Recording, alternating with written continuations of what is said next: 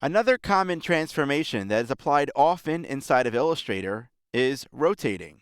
Similar to scaling, there are many different ways to apply rotate transformations inside of Illustrator. If I select some artwork here, I can open up my transform panel and specify a rotate angle right here, and the rotation will also originate from the point that I specify here in this reference point icon. However, I find it sometimes a lot easier to perform rotates right on my artboard using the Rotate tool. If I double-click on the Rotate tool inside of the Tools panel, the Rotate tool dialog box appears where I can punch in exact angle and then click OK to rotate my artwork, or click on the Copy button to rotate a copy of it. Of course, if my artwork contains patterns, I can choose whether or not I want to rotate the objects, the patterns, or both.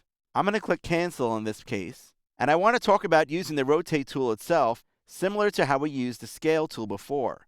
You see, when I use the Rotate tool, I also see that an origin point now appears at the center of my artwork. This is the point around which my artwork will rotate. It's kind of like sticking a pin in the middle of my artwork, and then when I go ahead and I spin the artwork, it rotates around that pin.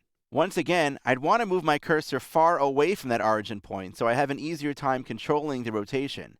And then I would click and drag to rotate that artwork. If I have Smart Guides turned on, you'll see that it tells me how much I'm rotating my artwork, and if I hold down the Shift key, it will constrain the rotations to 45-degree angles. If I wanted to define my own origin point, I would first click and release the mouse in the location where I want that origin point to be, then I'd move my cursor far away from it, and then click and drag to rotate around that point. This can be very helpful many times when you specifically don't want artwork to rotate around its center. For example, let's focus on this watering can right here. I'm going to hold down my Command key and then click on this piece of artwork here to select it. If I were to click in the center and then rotate from the center, I wouldn't really be getting the effect that I wanted. So what I can do is I can click once to define my origin point right here, and then click and drag to rotate it and get the effect that I want. Now, if I want to perform a rotate command, and I also want to perform it numerically from a very specific origin point, I can do the following. I can position my cursor where I want to rotate the artwork from.